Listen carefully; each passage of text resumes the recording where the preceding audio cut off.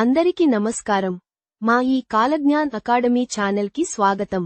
మీకు సబ్జెక్టు ప్రకారము మరియు టాపిక్ ప్రకారము క్రింద డిస్క్రిప్షన్లో మా కాలజ్ఞాన్ హ్యాష్ ట్యాగ్లు ఇస్తున్నాము.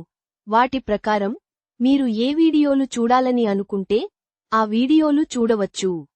ఈ రోజు మనం నేర్చుకోబోయే ప్రశ్న ఏమిటంటే, సామల సదాశివ గారి అభిప్రాయం ప్రకారం అసలైన భాష ఎవరి మాటల్లో ఉంటుంది? ఎందుకు? ఈ ప్రశ్నని జూన్ 2024లో అడిగాడు. ఇప్పటి నుండే 10వ తరగతి చదివేవారు ప్రీవియస్ ఇయర్స్ క్వశ్చన్స్ చదివితే ఎగ్జామ్స్ లో మంచి స్కోర్ చేయవచ్చు. దీనికి జవాబు ఎలా వ్రాయాలో చూద్దాము. ఈ ప్రశ్న ఎవరి భాష వాళ్లకు వినసొంపు పాఠంలోనిది. ఈ పాఠం రచయిత సామల సదాశివ గారు. ఇతనే సామల సదాశివ గారు. ఇలాంటి వారిని గుర్తు చేసుకోవడం చాలా అవసరము. ఏ క్వశ్చన్ కి అయినా జవాబు వ్రాసే ముందు ఈ ప్రశ్న ఏ పాఠంలోనిది మరియు ఈ పాఠం రచయిత పేరు వ్రాయడము మర్చిపోకండి. సామల సదాశివ గారి అభిప్రాయం ప్రకారము అసలైన భాష ఆడవాళ్ల మాటల్లో ఉంటుంది.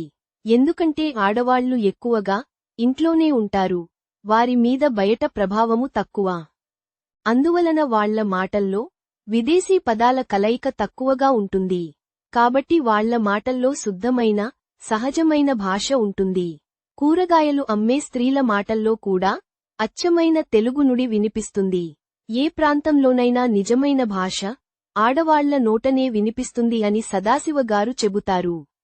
ఉదాహరణ, ఉర్దూ భాష. ఉర్దూ మాట్లాడే ముస్లిం స్త్రీలు, అలానే రాజమహలాల్లో ఉండే బేగములు, ఇల్లు దాటి బయటకి వెళ్లని వాళ్లు. అందుకనే వారి భాష చాలా శుద్ధంగా ఉంటుంది అని అప్పటి విద్వాంసుల అభిప్రాయం. అందుకే ఆ శుద్ధమైన ఉర్దూను బేగమాతీ జుబాన్, మహెల్లాతీ జుబాన్ అని పిలిచేవారు. ఈ విధంగా పాయింట్ల మాదిరిగా సమాధానం వ్రాయండి. మా కాలజ్ఞాన్ అకాడమీలో మీకు ప్రతీది చాలా వివరంగా వివరించడం జరుగుతుంది. మేము శ్రీ కాలజ్ఞాన్ ప్లే స్కూల్ని ప్రారంభించాము.